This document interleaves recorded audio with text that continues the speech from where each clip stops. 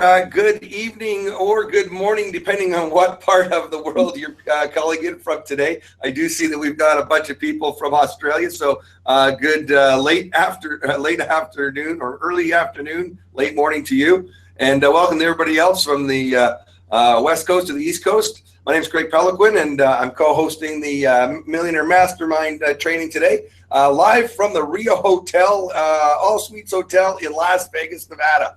Having a great trip out here. And Dennis will be coming in live from Vancouver. He just got back from the dentist. I think he's drooling a little bit, which is why he's camera shy. His mouth is still frozen. And so he'll be coming in as soon as he can get that sorted out. And our special guest from Arizona, we have Joan Robison with us. Hey there, Joan. How are you? Hey, I'm doing good. Thank you for having me.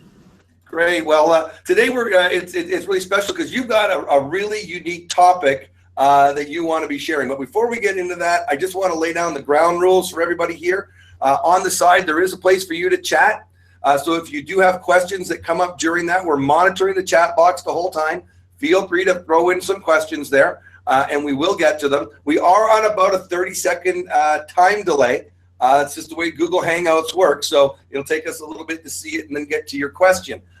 So that's one thing. Second thing is no recruiting is allowed on our webinars. This is a generic MLM webinar. Leave your company hat on the desk. It doesn't get typed in. Don't talk about your company. Don't talk about your products. If you do, you'll be banned from future MLM mastermind webinars. This is for everybody to learn. We're not here to recruit people. We're here just to learn from experts that have made millions of dollars in the industry over the years. Myself, I was the owner of my own network marketing company. I've been $1 million earner in the industry. I'm currently the VP of a network marketing company up in Vancouver. Not going to talk about that. That's what we're here for. Dennis, who will be coming in a little bit, is the president and CEO of InternetNextStep.com. He is an internet provider for MLM companies. He provides the back-end software. He also provides two subsidiary companies through Small Biz Dream and Hour a Day, which are great apps for you to be able to use to help build your small home business. If it's not MLM or the Hour a Day, your Hour a Day is great for building your MLM company. It's the software that I've been using for years, and it helped Dennis and I both get to $1 million income earners when we started using it about a decade ago, and it's just got better ever since. So that's it. And now let's bring in Joan. Joan, why don't you introduce yourself? Tell a little bit what you're doing, who you are, and we can get right into the webinar. All right. Well, thank you. I just first want to thank Craig and Dennis both for having me, and also for all of you out there for really truly investing in yourself and joining this mastermind. I'm really excited to be here.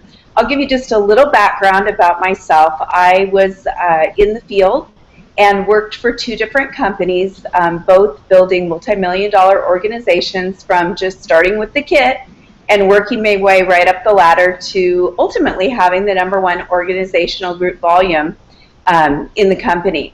I then went into a corporate career and worked as the national sales director, and now I work as an executive coach, a consultant, and a speaker. And I do many webinars and trainings, so I'm really happy to be here tonight. So thanks for having me. Great, thanks, Joan. Hey, before we go, I see that Dennis just came in. I want to acknowledge Dennis that we got him in there. Hey, Dennis, are you able to chat? See if we can hear you. I hope you can hear me. Can hear you just fine. I already did your intro, buddy, so everybody knows who you are and what we're all about. The rules have been already set up, so we'll be good to go. Is there anything you want? I mean, how are you doing? We told everybody you were at the dentist. How's that working out for you? Well, it was good. It wasn't a crown, so it wasn't as deep a freezing, so my face is mostly moving normal. I'm not slobbering anymore, so it's all good. Excellent. Well, Joan, let's get over to you now, Joan, and let's get started because we're going to talk about making that what is your why, your story, and how to do that. So let me let you jump right into that. Keeping in mind it's interactive, so if anybody got any questions, type them in on the side. Joan, to you. Okay. All right. So thanks a lot. So we'll just get right into sharing a little bit. Tonight we're going to touch on the why, and we're going to delve into a little bit more deeper into the story. What you can expect from tonight's call is we're really going to show you how to uncover the emotional why, and why it's so important to you, and also to retaining your team members. Retention is huge in direct selling, and the emotional why is just a huge part of that. We're then going to shift and go into you and the story that you have and why it's so important. We're going to talk about some key elements and tips that will make it powerful. We're going to really change our focus from our story being so much about ourselves, but truly how the audience views your story and how ultimately it relates to them. Because that is how you're going to grow a $1 million business. It's by creating relationships, attracting people that truly want to be around you.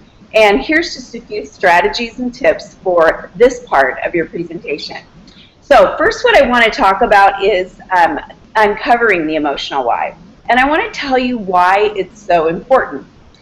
First off, a lot of times when we start in direct selling, and you all may know this and you may have felt these things before, it seems that we get in for certain reasons and we have excitement or we have needs that need to be met, and we sit down with that person that sponsors us, and one of the first things that they say sometimes is, gosh, Michael, tell me, what are your goals? And we see oftentimes a lot of blank faces because sometimes people don't even know what their goal is. They don't even know why they said yes. Perhaps they just really like the product. So they haven't really had time to think about that. The other thing that you might hear is somebody might say, gosh, so how many hours do you want to invest? You know, how much time do you want to spend per week in this business? And those are all great questions, and they definitely need to be asked. But what I would say is that as leaders, we're missing some key points to really setting our new consultants, representatives, whatever's our company tagline, up for success. So what needs to happen first is to understand their emotional why, and that is why they joined the business. What made them actually say yes to the appointment is a great question to ask. You might also say something like, gosh, Karen, tell me a little bit more about what this business might do for you and your family. What the emotional why does is it connects to the heart. It engages the heart. It also reveals purpose. And ultimately, it is what is going to keep your team member engaged when times are tough. Because we all know you're going to hear no's. If you're not hearing no, you're not asking enough or offering enough.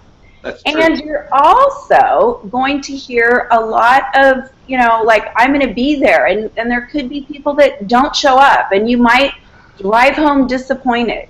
No. So it's so important to know your emotional why and your team members so that you have that retention and you can remind them on that drive home when they call you and say, gosh, you know, it didn't go so great.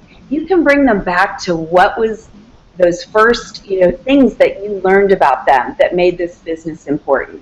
Now, Joan, go ahead, Craig. Question on that. When you're talking about your emotional why, is this something now that you're bringing out during your presentation? Is it before they enroll? Are you getting this after the enrollment? What part of the enrollment phase is this information being asked? Yeah, I'm glad you asked that. So really what it is I like to find that out, you know, initially after I've connected with them.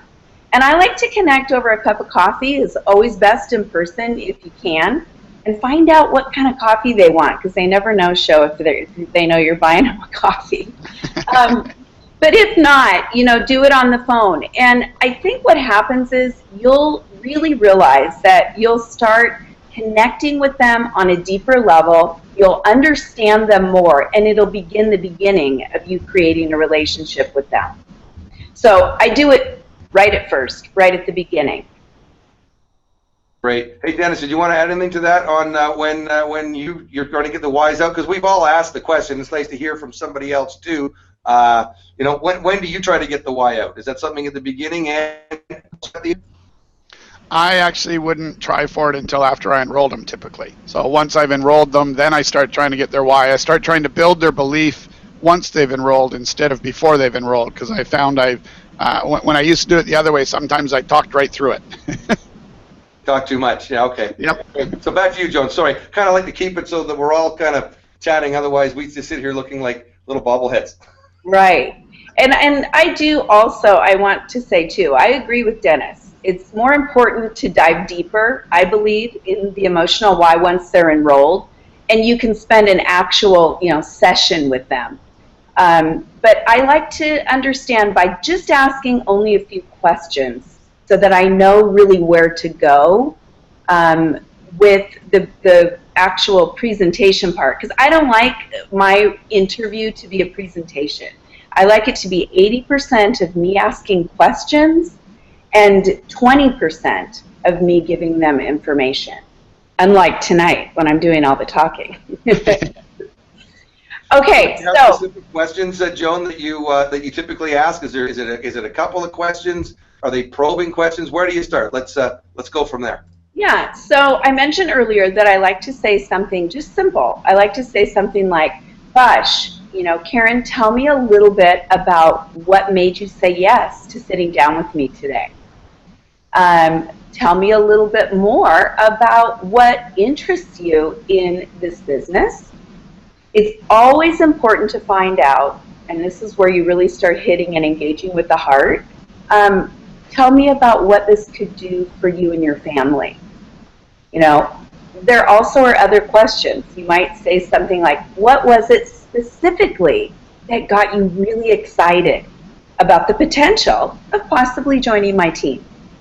So I like to really bring them back to the moment that they got excited, to what their dreams are. And slowly what happens is when you really connect that way, people will go back to that place that made them say yes. And the little bit of fear that they have from meeting you, or all the questions that they have written down, they forget that for a minute. And I like them to forget that, because I like them to remember why they first wanted to sit down and what really truly is the potential for them in the business. Great questions. Then where do you go from there?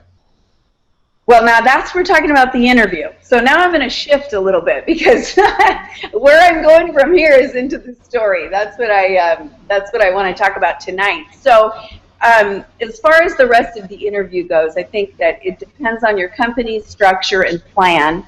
Certainly you'd want to talk about what were their highest interests, and actually we're going to cover a little bit of some of the peak things I believe that truly interest people and make them want to say yes. And it does have to do with some real specifics. So let's go into the story a little bit.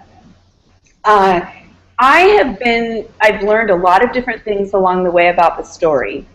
And one thing I know is that whether you're in an MLM company, or whether you're doing a one-on-one presentation, or whether you're in a party plan presentation, or plan, I'm sorry, it's really important that you craft some type of story. The length of story is key, because you only have so much time to keep their attention. Right. So what I like to do with the story is I like to include powerful and specific facts, and they're real facts, and they would be about me. It would be things that start with, from where I began. So maybe it might be something like this, like, in my first month of business, I was able to make back my initial investment, in my first 2 parties. Or if you were in MLM, it might be something like, I was able to make back my initial investment within my first, 3 or 4 appointments. So, giving them specific and measurable facts during your story that are true to you. I have to interject. Well, whatever, Dennis. And I only have to interject because I completely agree with everything you're saying, but I would suggest some slightly different words, because right now the attorney generals are really cracking down on terminology investment. So I would be saying I was able to sell all of my product and get all of my money back with a profit, versus I was able to get my initial investment back. They're really, really starting to take a bite out of clients that are allowing members to use the term investment. So just terminology, sorry. It just something that happened just recently made me go, oh no. I was going to say the exact same thing. By investment, you mean original purchase of product. We don't use investment. So, and shows you've been out of the industry for a couple of years, Joan, as a distributor. Oh, yeah. Well, whatever, you guys, whatever. I haven't been caught or drugged down, but at any rate, maybe I'm just too pretty. So what we'll do is we're going to still move right on along. I see, Dennis, you've got your coffee. You look like you're on the Today Show. What I want you to know is there are a day show, not the Today Show, the hour a day show. I caught that. You kind of resembled Matt Lauer, just a tad. Anyway, a little more hair. Okay, so what I want to focus on, a couple things there's a few facts. The reason why the why and the story are so important too. Number one is people don't argue with their own data. So when you're actually explaining something to somebody, remember that when it's their own, they don't argue with it. So you can take a lot of the objection part out as well. And then number two, I use that terminology, emotional why, because people buy 7 times more emotionally than they do logically. So that is why I bring them back to that. But also because I believe truly that this business, it is from the heart, and I do care about the people that I work with, and I think that it comes across that way very naturally, and that's why I lead that way. So like I mentioned, we were shifting gears into the story. So what we have to understand first about the story is the story really isn't about me, the speaker.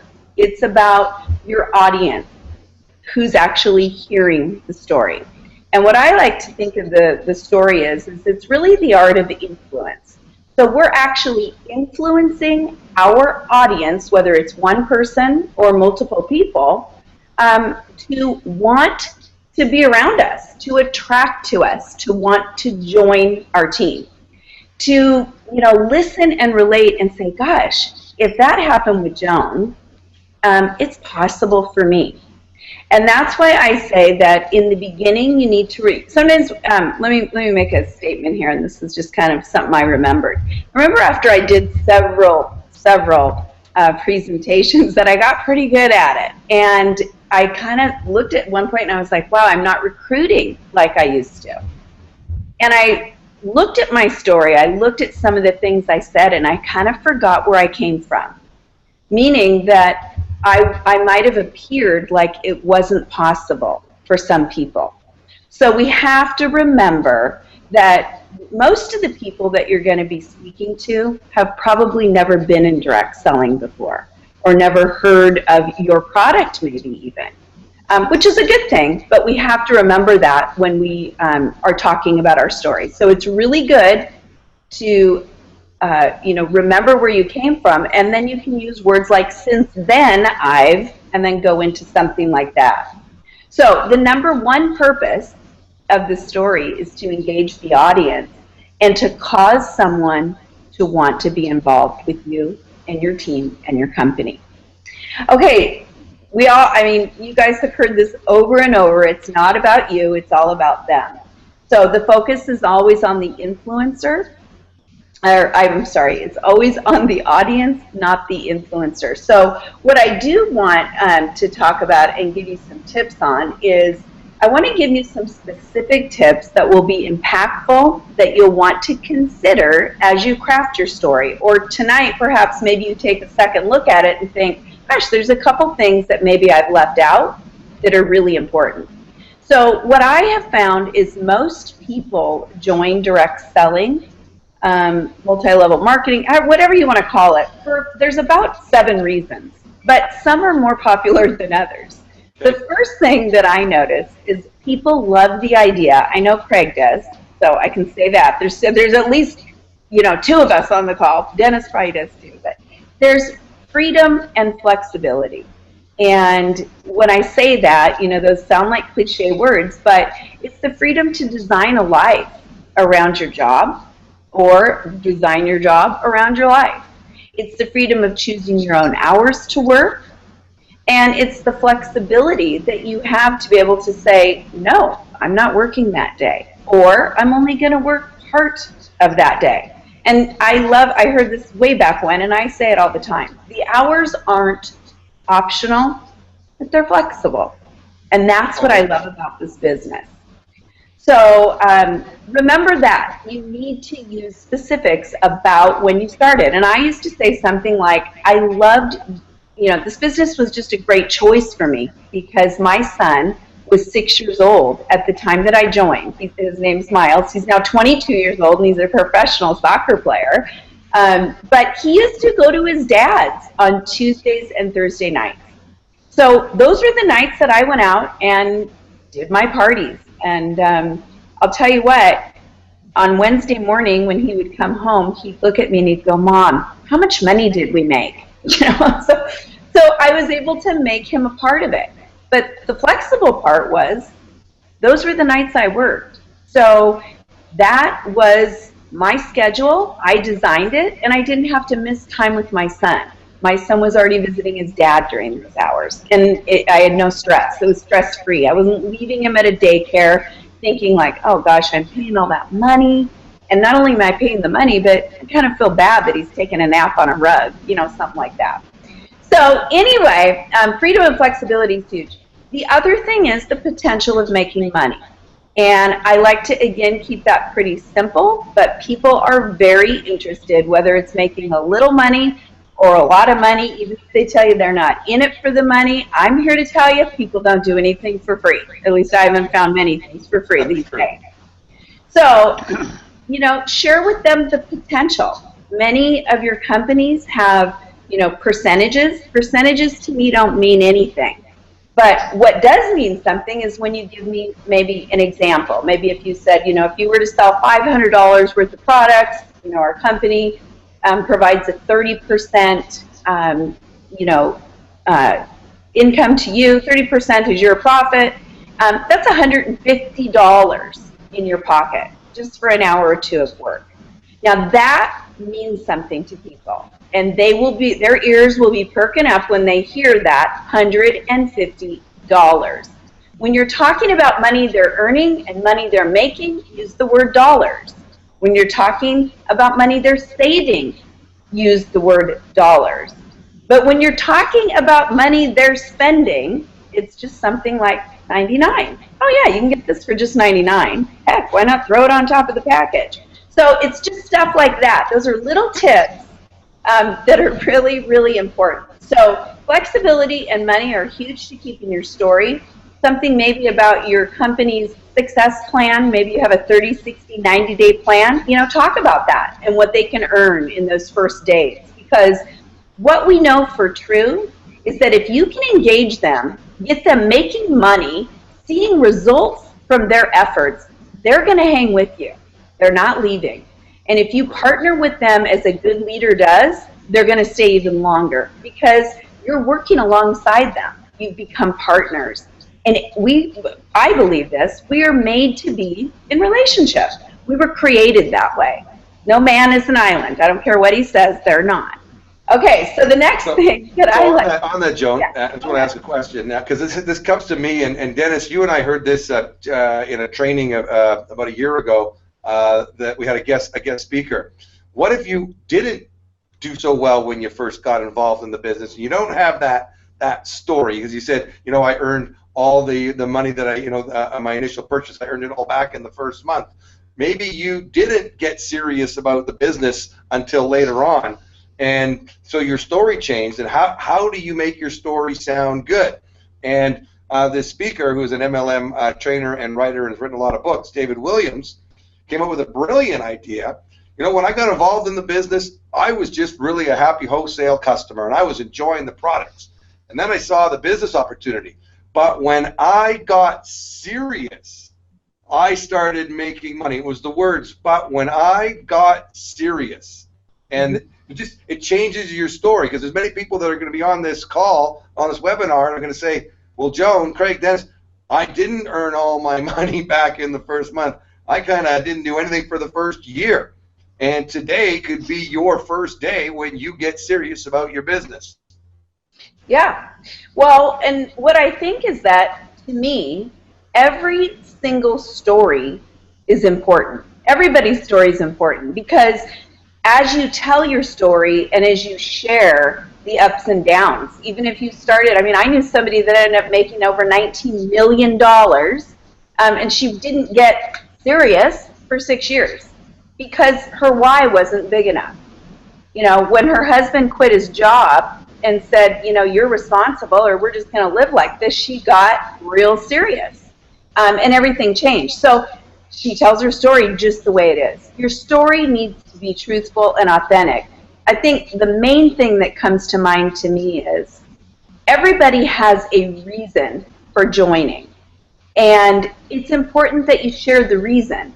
It's important that you share the ups and downs. And I'll give you another example. I want to finish, though, with my 4 tips, I promised. But before I go back to the 4 tips, I want to tell you something. When I started in this business, I had sales experience. In fact, I was a darn good salesperson. I worked at Nordstrom.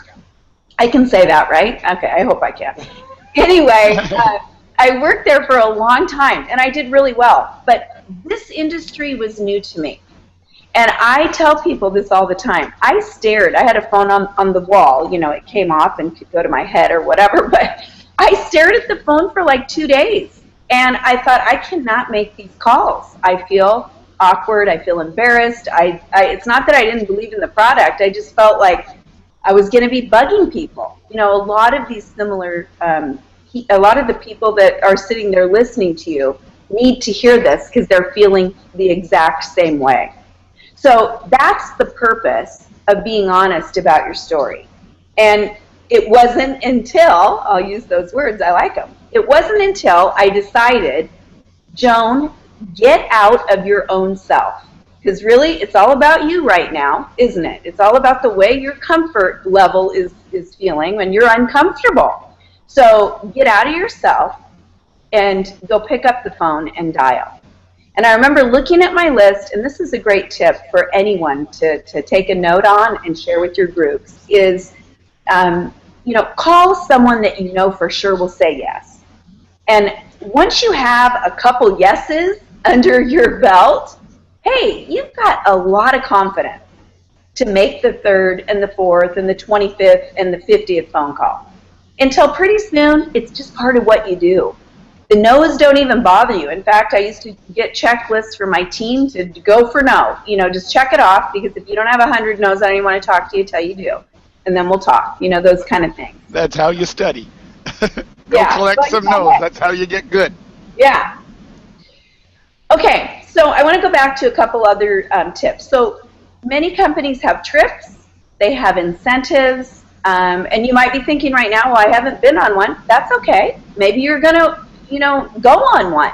And so maybe you say that one of the reasons why you started was because you saw this amazing trip to Hawaii or the Bahamas or the cruise that you've never taken, and that you set up a plan, you know, to work your business consistently so that you could be on that trip with your husband or your wife or your partner.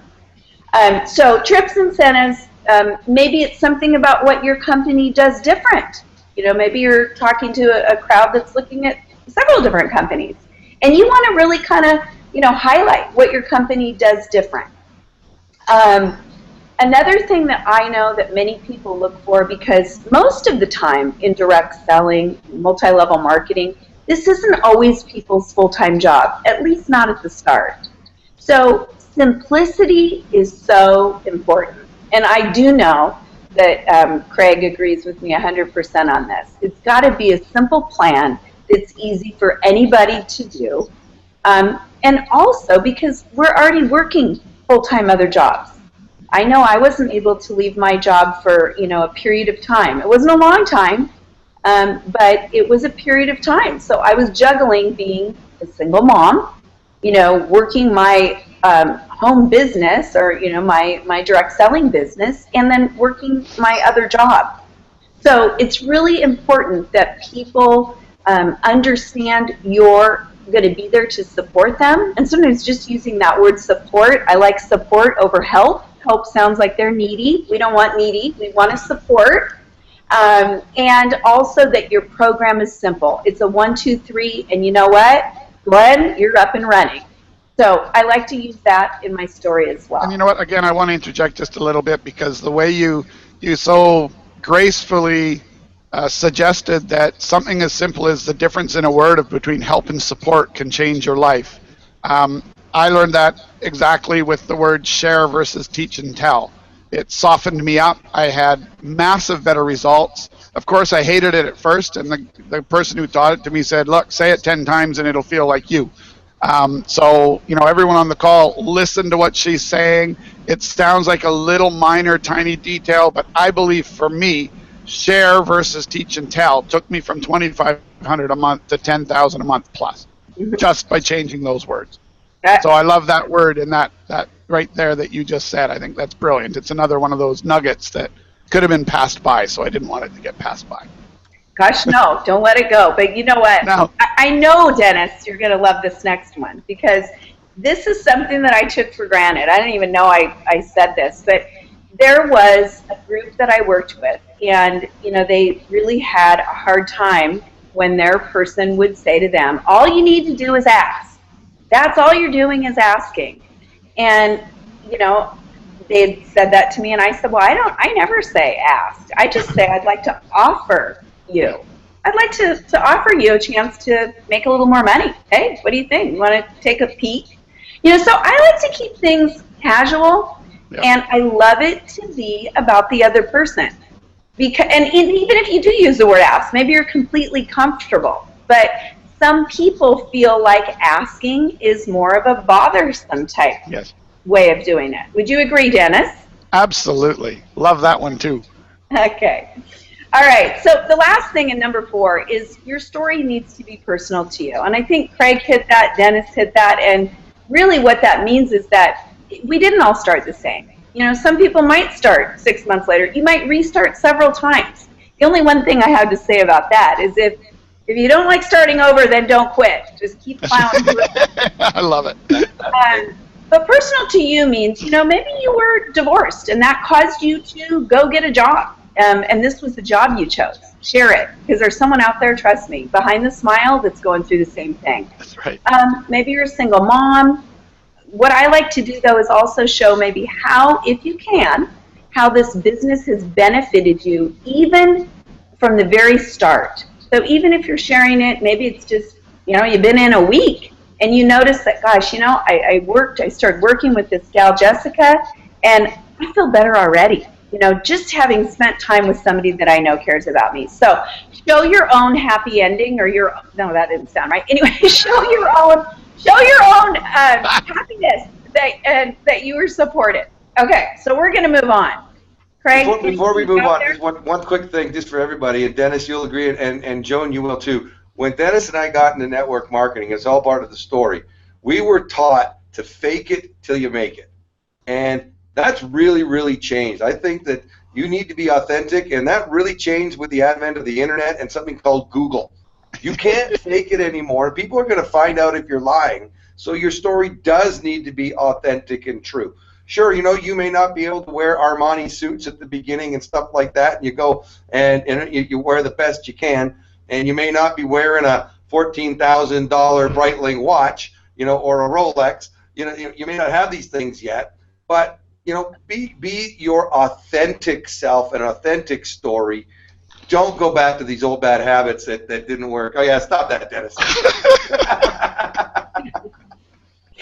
Boy, you guys are just like a road show. Anyway, okay, so a couple things to consider when you're crafting your story. You know, I think in the old days, and you, Craig, you just brought this up, so I'm going to kind of go back there. I think in the old days, it used to be much more, you know, monologue style. And my idea now is engaging the audience and having it be more, you know, dialogue, so that you're actually engaging them. With questions. Again, people, I think right now, you know, they talk about everybody's got ADD. I just think we're just multitasking. But the bottom line is, how do I keep my people engaged? And there's a couple different things that you can do. But no matter what business you're in, when you ask your audience, or even a person or two that you're sitting down with questions, you know, it takes their brain more time to have to formulate an answer than listen. To respond than just sitting there listening to you. They've actually got to engage, and we want to keep them engaged. So make sure that you're using questions. I'm going to get to a couple questions right now, but I believe that great presenters, you know, use humor, they use the shock factor. We're going to talk about that in a minute, but there's just simple questions that you can say, like things like, are you with me? You know, does that make sense? You know, how many of you ever felt this way? Really important to start questions with these words, and this is a great note to take. It's the who, what, where, when, and how. Avoid why. And some of you may know that, or know why I say avoid why, but why can put people on the defense. Like, you know, why didn't you make your goal? Why didn't you sign up sooner? It doesn't really go over very well. And obviously the goal is we want our people to feel good to work with us. We want, you know, we want to make their space better having been with us. Not like, I'm going to run for the hills when I see Joan coming. Okay, so let's talk about 4 tools of engagement of your audience. And some of these we covered, so I won't, you know, spend a ton of time here, but the first thing is make your message about the audience. So even though your story is about you, it's about how they're either going to purchase your product. I think it should include all this, but it's about how they're going to benefit by joining your company, your team. It's about how they're going to feel having used your product. It's about how they relate to what your story is. So I'm going to give you kind of a bad example. I was listening to somebody not too long ago, and they were talking about a trip, and they did so well. It was the first sentences, and I thought, okay, great, wow, they're on it. And then they took their time and went so personal into the story about the trip, the incentive trip that they were on, that they lost me. And later, you know, she asked my opinion, and I said, you know, because you asked, I'm going to give it to you. Here's what you did great. And I love to tell people, you know, here's what you did great. And in this business, I mean, hey, I want all the personal help I can get to better my own presentation. So I'm assuming when someone asks, they want to hear the truth, and I'm going to tell them that. I said, you know, considering you only have so much time, when you went off and talked about this, although it was funny, I wasn't part of your deal anymore. I lost engagement. And, you know, what I thought was so neat is this gal wrote me an email back later, and she recrafted. And it was absolutely amazing. So sometimes just the littlest things when we ask somebody, you know, how does this sound? Does this seem like something that you would, you know, say? You know, does this ring bells with you, Craig? Yeah. Dennis and I are laughing right now, Joan, because the very first presentation that I did, Dennis came up to me after the presentation, and he wasn't even in my group.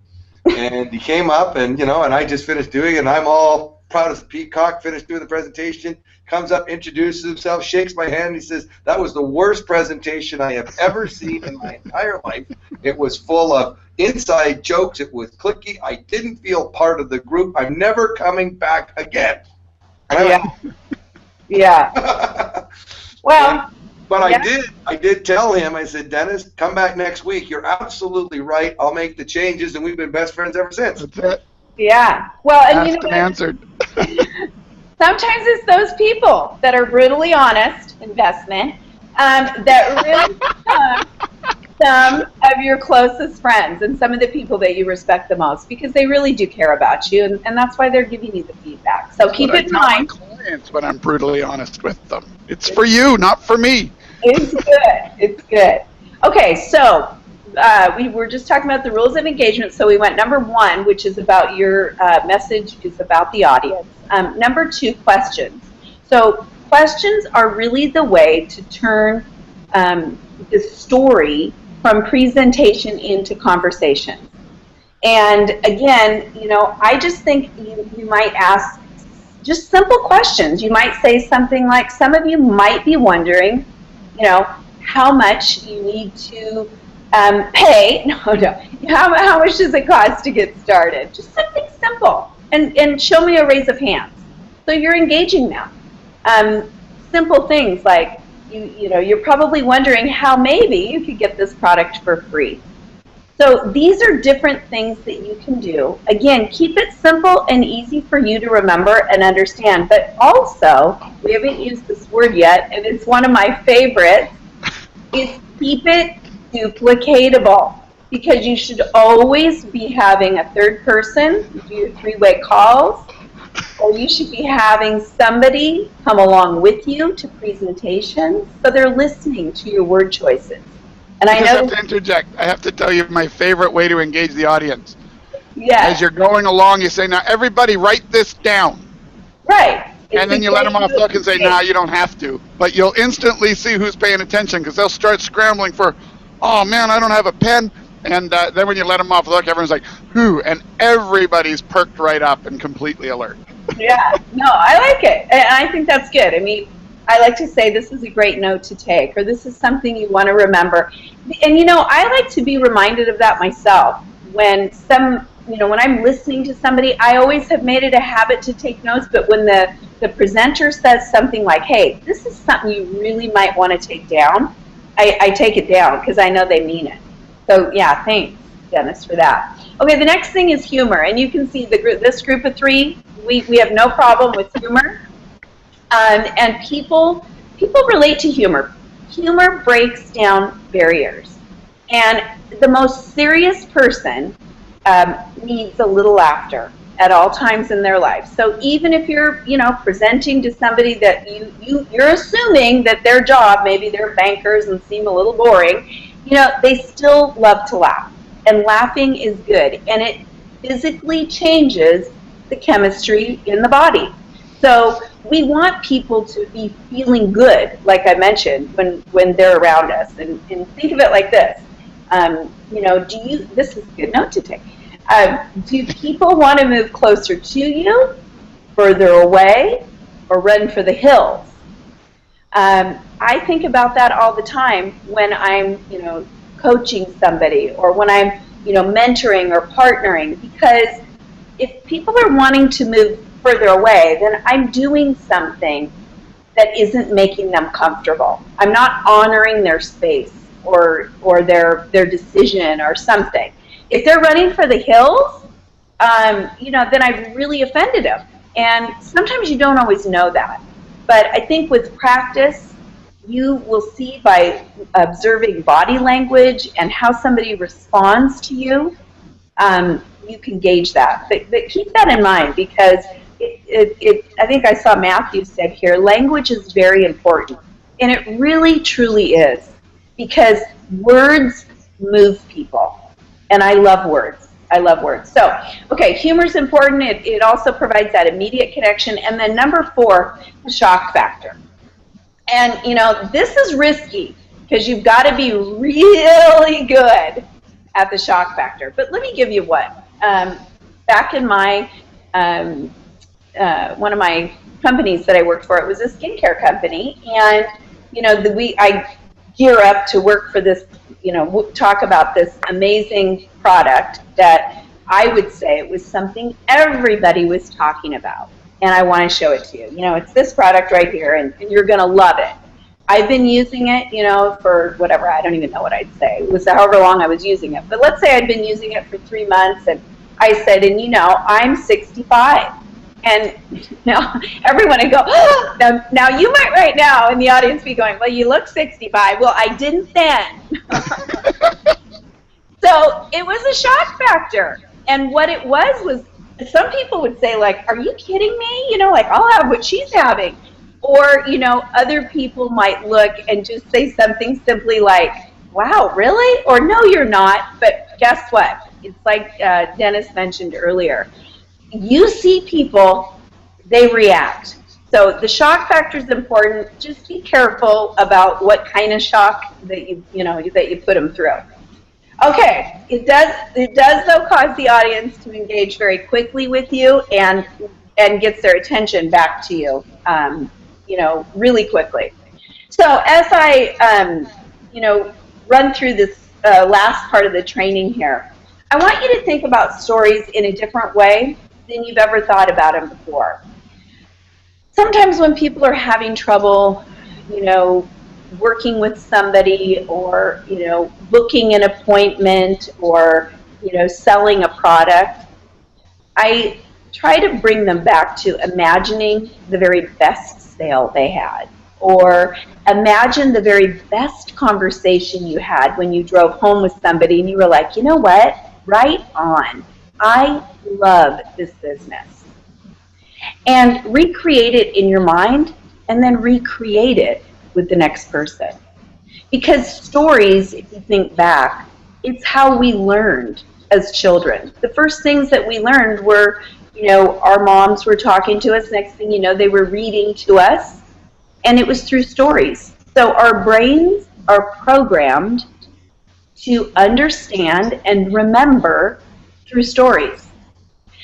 I wouldn't probably say that I have the best memory, but when I think of something, if I think of it in a way of a story, I can describe it beautifully. So if somebody said, Joan, hey, we're going to be having this Christmas party at our house, and, we want you to come. Do you want to come? Well, that's just not enough for me. Like, I can go to a lot of Christmas parties, no offense, but, I might have a few invites. But if somebody starts describing what that party's going to be like, oh my gosh, you should see the way Sarah does a party. When you walk in, the feeling that you get, she's got the music going right away, you're greeted with a little glass of champagne, the hors d'oeuvres are laid out beautifully, she does candles, high and low. I mean, it is an amazing, amazing party, not to mention all the fun that you're going to have because you've got a live band, blah, blah, blah. So you get my drift. All I did there was just start to describe to you with a story an experience that I had and your soul. And it's the same thing when you tell your best friend about a movie that they need to go see. In fact, sometimes you hold back because you're like, okay, but I don't want to tell you the ending. And they're like, wait. We want them to want more, but we don't want to ruin it and give them everything. So make sure that your stories offer just enough to get people engaged and interested, but that you haven't told every little detail about what your company has to offer, or you might have a hard time making the appointment at the end. All right. Last couple things that I want to talk about is voice inflection is very important. I try to, on high points, maybe talk a little higher and then drop down. When I'm serious, I like to maybe talk a little quieter so people have to listen. Really important, again, with word choices and language. And the best thing that I could say, again, is keep it simple and practice. I just said, I don't even like that word, but Craig mentioned something earlier, which is these days people are smart. And so you really can't fake your way through things, but you can be new for a long time because people are forgiving to people that admit that they don't know it all. And they're also very forgiving when you say, you know what, I made a mistake. Let me look that up, or I can find that answer. You have at your fingertips all the answers that you need. So even if you're nervous and you make a mistake or you don't know the answer, just be authentic and say, I don't know that. I just began this business not long ago, but here's what I do know, or here's what I can tell you. I can get back to you within 24 hours or, by tomorrow morning. Because all I have to do is just call my upline or whomever. So that's really key. Couple things here, and guys, do you have anything to add to at this point before I give a little take action plan? No, I mean I love the whole concept of admitting when you don't know, because it absolutely puts people at ease. And I love the idea, if you've been in 5 MLMs because you keep quitting and thinking the next one's better, then you should just say the story straight up. Look, you know what? I don't know because I've done the first year 5 times in a row. So you're asking a second year question. Like, make fun of yourself for it, and people will respect you more. Yeah. And Janice, to go further on that, it takes 3 words to say, I don't know. Don't spend 500 words and they realize you don't know. That's right. How often does that happen? Yeah, the on and on and on and on, forever on and on, So I think one thing that comes to mind, I read something today. It was something Vince Lombardi said, and it was like, what was the one diet that worked for everyone? And the answer was, I might even be saying it wrong, but it was that one diet. It was the one that you actually stuck with. So my advice to you as far as where you're at is, if you like where you're at and you're seeing results, stick with it and get so good at it that it just begins to roll off your tongue like second nature. I don't always know where my words come from, and some words I have to break habits. I mean, there's a few tonight that we'll have to break with me. But what I do know is what I say to you, I say over and over and over again. And I only can say to you in a very authentic way that the only way that happened was because I practiced it. And when I didn't practice it myself, I taught someone else. And when you're helping and supporting somebody else, you're also retraining yourself. Very true. So, couple take action plans. Really key to uncover your own why and support other team members to do the same. Now, we kind of suggested at the beginning it might be a couple questions that you ask to really understand when you're in the interview process of why they joined. That isn't a deep why, but getting a real clue in as to what made them say yes. We also agreed, I do agree with Dennis, that when you are sitting down with them once they have signed, once they've joined with you, that is the key time to really uncover that deeper why. And you're only going to do that by asking those questions with that who, what, where, when, and how. Brainstorm with another partner in your business different specifics that may be important to your own company. Maybe there were some things I didn't suggest tonight about why people join your own company and what makes it special. But you need to know really things like, well, what moved you to join? What was it that made you say yes? I always ask people that, and I oftentimes am taking notes myself and writing it down, because those are things that I always want to include. So that's number 2. Number 3 is, craft your own statements. And I say statements because stories can get really long-winded, just like I feel my training is. And we want to keep things short and simple and factual. We can still add the fun and the humor to it, but if you keep them around facts, the money, the trips, the flexible, the freedom, the, design your own whatever, you can say it how you want it, but make sure that you include it, because we want to engage all people, not just one type of person. And then number 4, you need to write it out. You need to read it and, speak it out. Practice it several times. It's been said, go practice it in the mirror, practice wherever you want to practice, watch yourself, all these different things. But the truth is, your stories don't have to be perfect. You don't have to be perfect. And remember, like I said, although knowledge is important, knowledge is only knowledge until it's applied. It's just right up here if it's not applied. And then the other thing to keep in mind is that people like people that are real and make mistakes. It makes them believe that, you don't have to be so perfect to do this job or to do. I'll interject on that, because one of the biggest things I learned was exactly that.